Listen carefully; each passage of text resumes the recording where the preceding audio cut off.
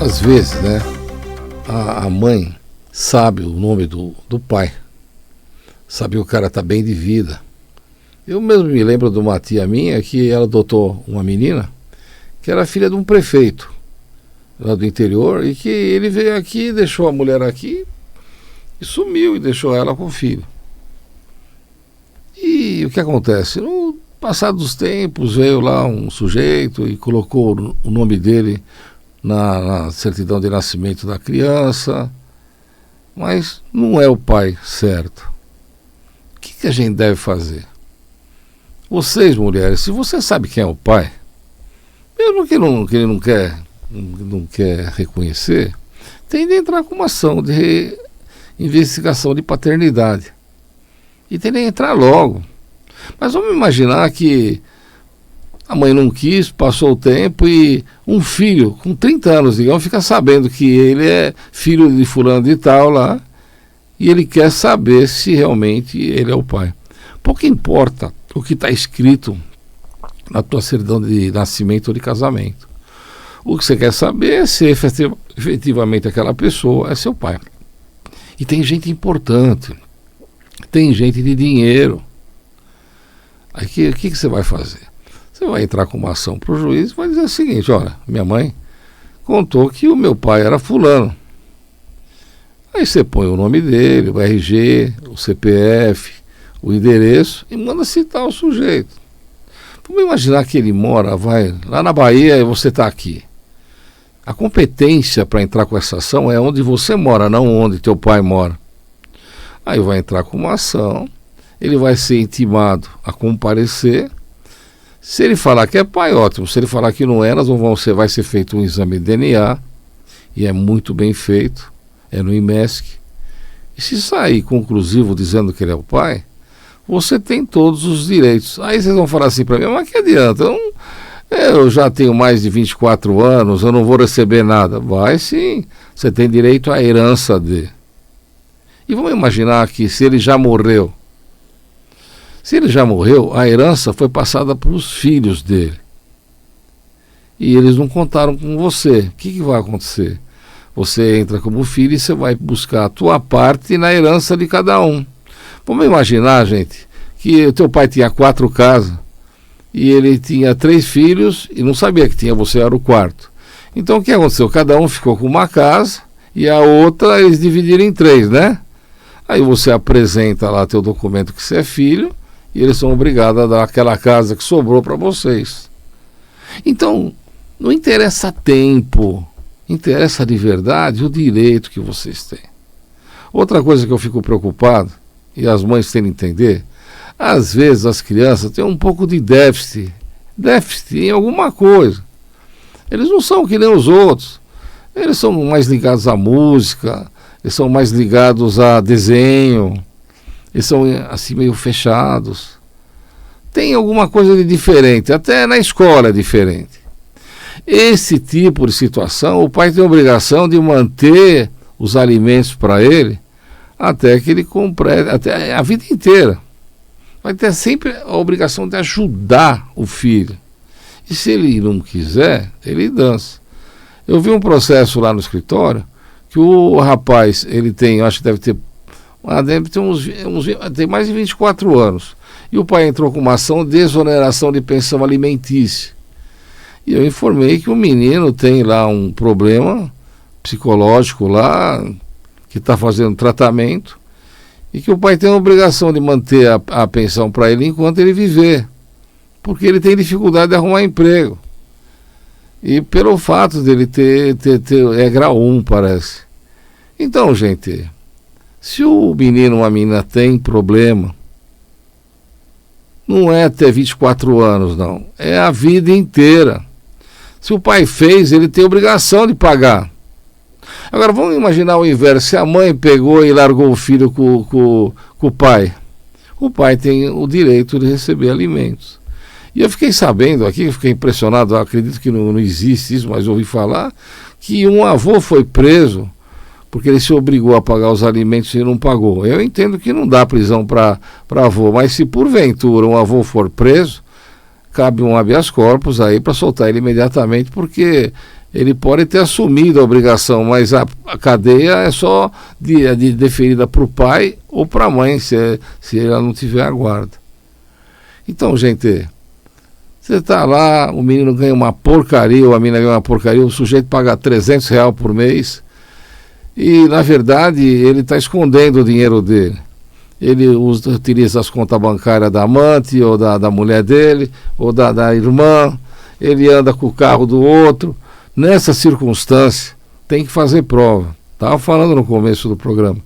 Tem ele fotografar os lugares bons que ele vai, tem ele fotografar as festas que ele faz, tem ele ficar ligado no Face, no TikTok, para ver aonde que ele faz, porque não é normal um cara tá na Europa lá, ou tá em outro lugar e pagar uma mixaria, né?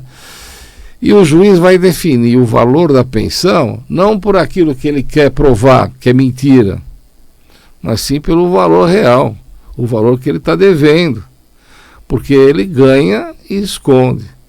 Eu já vi casos que você fica impressionado. Tinha um rapaz que o pai morava mora no interior, o pai é muito rico, ele trabalha com compra e venda de peixe, sabe? Mas é atacado, né? E ele sempre pagou uma mixaria, uma miséria para o filho lá, dizendo que ele não tinha rendimento. Quando o filho fez 18 anos, ele chamou o menino para ficar lá com ele, mas ele queria mesmo que o menino assinasse um documento que estava quitado, que não estava devendo mais nada para o menino. O menino pegou e assinou, ou não olhou mais para a cara do pai e foi embora lá e deixou o pai no... Quer dizer, eu acho que não está correto. O menino devia exigir sim o direito dele, o valor correto ter.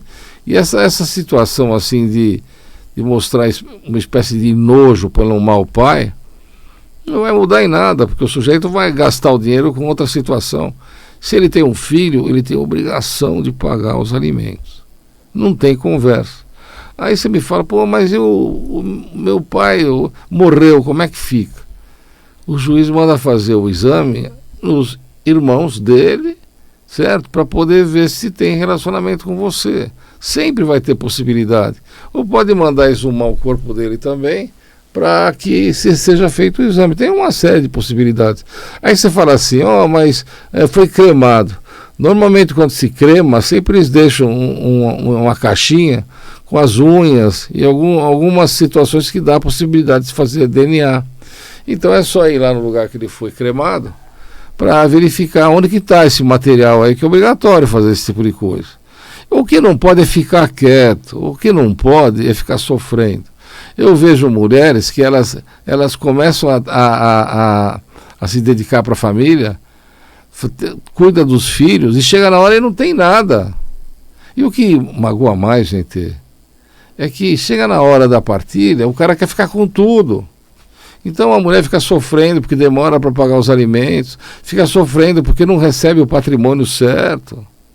E tudo isso daí desgasta a pessoa. O correto de verdade é a pessoa saber os direitos que tem e exigir os direitos que tem. Então, de qualquer forma, gente, eu acho que o importante para vocês é não aceitar xingamentos, não aceitar gritaria, nunca aceitar agressão. Agrediu, abre um processo, vai na delegacia da mulher e fala o que está acontecendo. Mas domingo está fechada a delegacia da mulher. Vai na delegacia comum. Ele abre lá o boletim de ocorrência, faz o exame de corpo de delito e manda para a delegacia da mulher e a delegada dá um jeito lá e faz o processo. O que não pode é ficar lá. Outra coisa que a gente aconselha aqui. Quando o sujeito está meio pirado, ou está bêbado, está drogado, ele não sabe muito bem o que ele está fazendo. Então, se desse para sair fora, era o melhor. Então você vê lá que o cara está ameaçando, está agredindo, não adianta ficar batendo boca com ele, não. O negócio é perna, sai lá e entra na casa da vizinha, 190, chama a polícia, mas não fica esperando lá a polícia, lá dentro junto com ele. Porque senão ele te mata e vai embora. Tem louco também que pega e mata a pessoa e se mata também. Então não vai adiantar nada. Como é que ficam os filhos? E o que eu estou vendo de verdade nesse processo que eu estou contando para vocês é a inércia da delegacia. Vocês imaginaram, gente?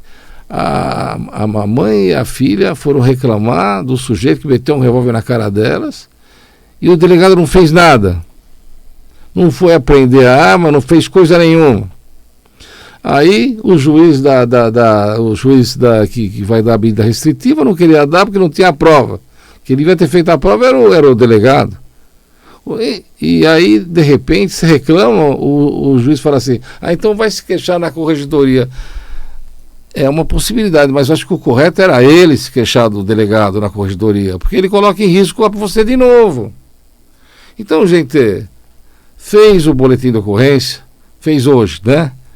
Leva lá 3 testemunhas. Se não tem lá, não está escrito lá testemunha nenhuma, você volta lá com as 3 testemunhas. Não vou ouvir porque eu estou ocupado, tal dia, vem tal dia. Você volta lá, não fez de novo. Vai na corregedoria e conta o que está acontecendo. Porque essa situação é machista, não dá para entender. E o problema maior que eu fico preocupado aqui é que você está se expondo a risco. Pô, quando você vê lá, o sujeito estava de moto, deram um tiro nele. O outro estava no carro, mataram. A mulher está... Pô, às vezes é pau mandado isso daí. A gente não pode ficar numa situação como essa. E eu acho que, de verdade, caberia ao delegado, sim, ter imediatamente tomado providência. E ele não fez. Eu acredito que eu vou na corregedoria sim, já que o juiz não fez. Mas, de qualquer forma, eu acho as mulheres muito vulneráveis. Tem muita história, tá? Que vai se fazer, mas medida restritiva de ficar a 300 metros de distância e nada é a mesma coisa. Precisava ter alguma coisa mais forte para isso. E, evidentemente, dependendo de cada grau de situação. Você vai lá e conta, olha, ele me ameaçou, me xingou, falou que eu não prezo, é uma situação. Agora ele me ameaçou e me agrediu, já é outra situação. Olha, ele pegou e estava com uma faca na mão, eu saí correndo, já é outra situação. Olha, ele pegou e puxou uma arma. A arma é proibido puxar arma para qualquer um, mesmo que você tenha aporte. Então já é caso de busca e apreensão da arma e ele responder. Agora, gente, como é que fica os alimentos? Porque tem muita gente também que abre o processo lá e depois o sujeito fala assim, não vou pagar mais alimentos, você vai levar 6 meses para receber uma mixaria, ou você desiste lá ou eu não paro de pagar. O correto mesmo, de verdade, é entrar com uma ação de alimentos, contar para o juiz o que está acontecendo, contar essa ameaça que ele tem, porque você vai pôr no boletim de ocorrência, e o juiz vai fixar alimentos pelo lugar que você trabalha, que mora, pelas condições econômicas que você está, pelas testemunhas que vê ele dando dinheiro, por toda essa situação. O que não pode, gente, é ficar quieto. Porque senão a gente não vai ter mais cliente. Eu já tive muitas clientes que perdoaram uma vez, perdoaram 2, e agora eu consegui 22 anos de cadeia para um, 30 anos de cadeia para o outro, mas ela não está aqui mais para ver isso daqui. Sem contar, gente, que os processos criminais levam muito tempo. A maioria deles tem direito de responder em liberdade pelo tempo que passaram lá no preso. E eles somem, você não acha nunca mais. Tudo isso é muito grave. Então começa a pensar um pouco em vocês e nas crianças. Se você vê que o cara está nervoso, sai fora, pega as crianças, vai embora de lá. Vai lá, vai para a delegacia, o melhor lugar que tem. Olha, eu estou com medo, ele está lá berrando lá, né? Sabe? E o delegado vai ter que fazer alguma coisa, não vai? Fala para mim. Ele está com uma faca na mão lá. Não vai, alguma coisa ele vai ter que fazer. O que não pode é ficar quieto. Eu recebi lá um recado de uma mulher que estava desesperada, que ela entrou com pedido de medida protetiva e não teve direito nenhum. E ela não tem condição de pagar. O que ela tem de fazer? Ela vai na Defensoria Pública, ela vai no fórum, ela pede para o promotor ou um advogado, ela vai conseguir de graça. E ela vai conseguir buscar os seus direitos. Se entraram com uma medida restritiva e o juiz indeferiu, não quer dizer que ela perdeu o direito, não. Ela vai arrumar testemunha, ela vai buscar a vizinha, ela vai falar com as pessoas e vai conseguir provar que o que aconteceu efetivamente, e o juiz vai dar a medida protetiva. Aí você vai na delegacia que você fez o BO e fala que você quer dar andamento no processo. Então vamos imaginar, só para entender. O sujeito estava armado e pôs o revólver na cara das duas. Ele vai responder por ameaça de morte e porte ilegal de arma. Ele deve pegar aí uma pena. Ao mesmo tempo, ele vai responder pela agressão, pelas essas formas que ele fez para o juiz da família. Ele vai ter essa penalidade de ele ficar distante de você, e se ele quebrar as regras que o juiz impõe, ele vai para a cadeia e vai ficar preso lá mais 4 meses. Então, ninguém quer prender ninguém, mas eu acho que para os maus, a minha mãe sempre falava pau. O pau aí no caso é a justiça fazendo com que ele pare de agredir, pare de ameaçar. Outra coisa também, tem muitas meninas bonitas, inteligentes, capazes, que tem um azar de namorar com um sujeito que é louco. Aí o cara começa a passar recado para ela, ameaçando. E recado, ameaçando. Recado, ameaçando. E normalmente, gente, eles mandam o recado e apaga. Primeira coisa que você tem que fazer é fotografar o recado dele. Porque ele pode apagar, acho que até um dia ele pode pegar, apagar aqui, você vai ficar falando sozinho. Você fotografa e passa para, por exemplo, o telefone da tua mãe, o que ele falou, para não ter perigo. E aí você vai na delegacia, vai fazer um boletim de ocorrência dizendo que ele está trazendo problema para você, está deixando você com medo, certo? E vai abrir um boletim de ocorrência lá. E ao mesmo tempo vai pedir para o juiz uma medida restritiva para ele ficar à distância de você e para ele parar de ficar mandando recado. Gente, é muito chato, isso é muito sério. Às vezes a menina está lá, já tem um outro namorado, aí vem os recados dele, atrapalha o namoro dela, ela fica triste, fica com medo, ela tem medo de sair de casa. Agora vamos falar para os pais. Eu tô impressionado porque eu vejo lá no meu Face, TikTok eu entendo lá, mas não entendo muito não. Tá cheio de menina e menino desaparecido. Eu pergunto para os pais, vocês tomam conta deles direito? Qualquer coisinha que aconteça, eles somem as crianças. Como é que fica? E já tem menina de 13, 14, 15 anos, a mesma coisa. Vocês acompanham o celular dela? Será que não tem ninguém fazendo a cabeça deles? A maioria dos pedófilos, eles pegam e se passam por meninos da idade das crianças e combinam um negócio e depois sequestra a menina e estupra e mata. Ou some. Pai, vocês têm a obrigação e têm o dever de ver esses meninos. Eles não podem ficar o dia inteiro lá brincando no celular, porque você não sabe com quem eles estão falando.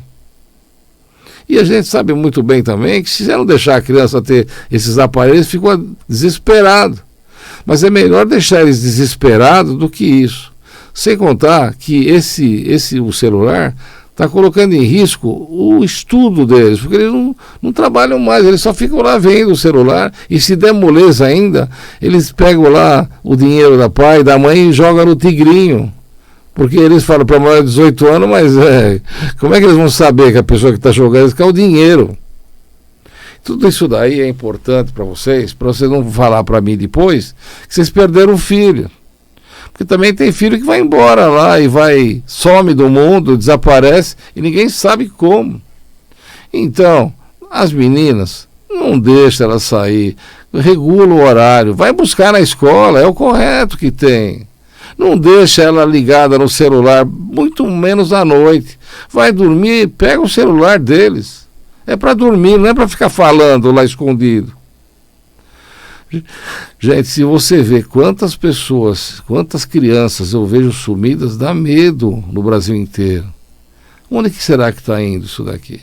Vocês sabem que tem estupro, tem venda de órgãos, tem gente que leva para prostituição, vende as crianças. Será que é tudo isso? Não dá medo? Dá, né? Bom, olha, nós estamos quase encerrando o programa. E tem uma coisa que está atravessada na minha garganta aqui, e eu queria contar para vocês tomar muito cuidado com o celular. Um dia desses, acho que o nosso presidente, o Lula, ele falou que furtar ou roubar um celular não é nada. E que isso daí, para ele, no entender dele, era para a pessoa tomar um cafezinho, tomar um lanchinho, quer dizer, uma pessoa pobre furta o celular dos outros, rouba. E com essas falas que o nosso presidente fez, está acontecendo muitas mortes. E o que dá medo, o sujeito vai lá, dá um tiro na pessoa, a pessoa morre lá, e ele pega o celular e vai embora.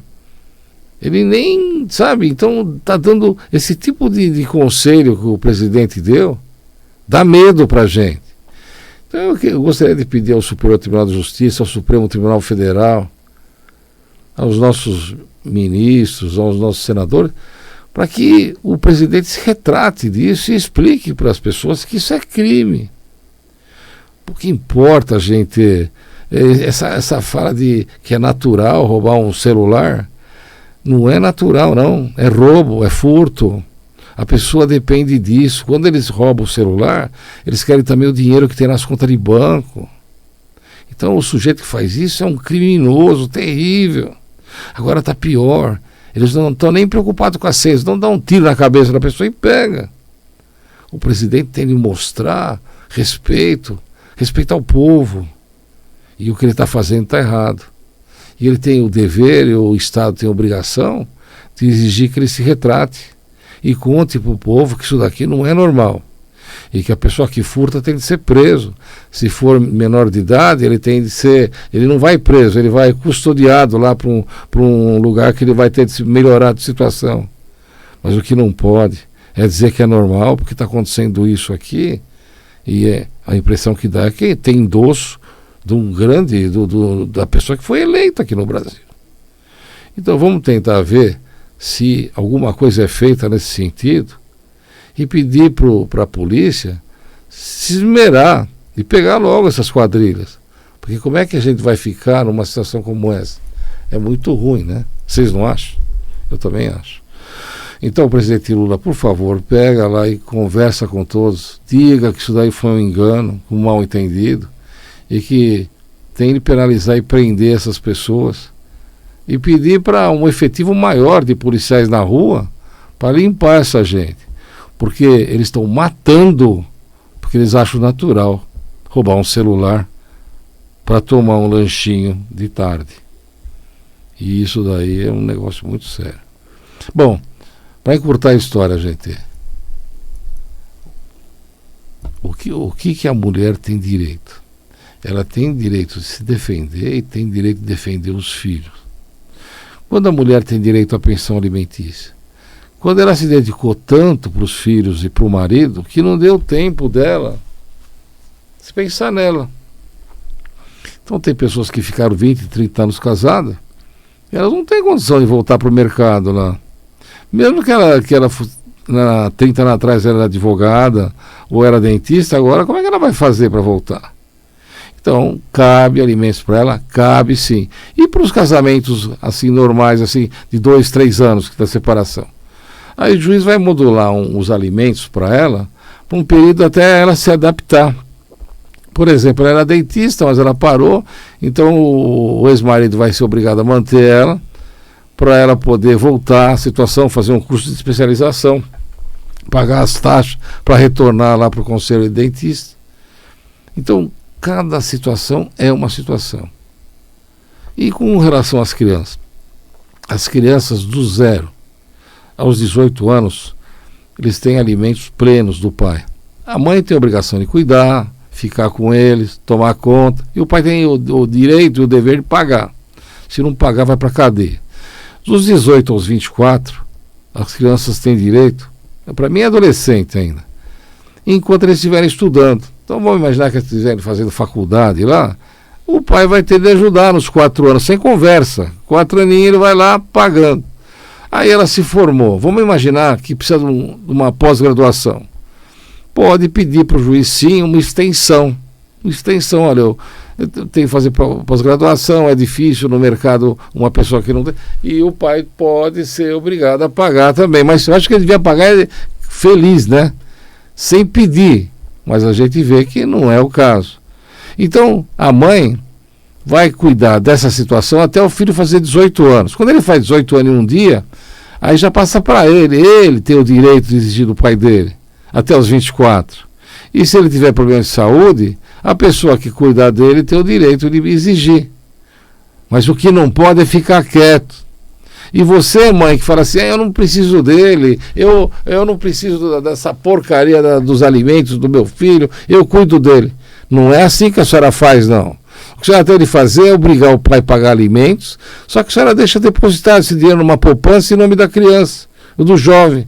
Quando ele fizer 18 anos, ele pode comprar um carro, ele pode se formar, pode pagar a escola, pode pagar uma faculdade, ele pode fazer um monte de coisa. O que não pode é a senhora abrir mão no direito que não é seu.